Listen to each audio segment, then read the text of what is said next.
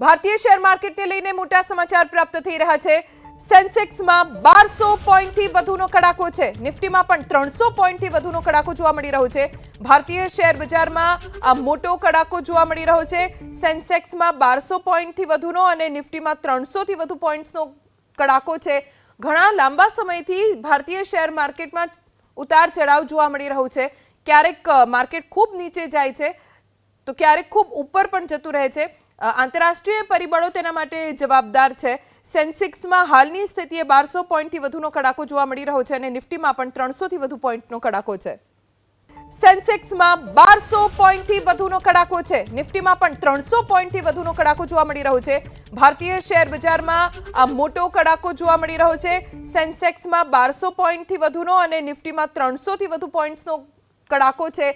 ઘણા લાંબા સમયથી ભારતીય શેર માર્કેટમાં ઉતાર ચઢાવ જોવા મળી રહ્યો છે। ક્યારેક માર્કેટ ખૂબ નીચે જાય છે તો ક્યારેક ખૂબ ઉપર પણ જતું રહે છે। આંતરરાષ્ટ્રીય પરિબળો તેના માટે જવાબદાર છે। સેન્સેક્સમાં હાલની સ્થિતિએ 1200 પોઈન્ટથી વધુનો કડાકો જોવા મળી રહ્યો છે અને નિફ્ટીમાં પણ 300થી વધુ પોઈન્ટનો કડાકો છે।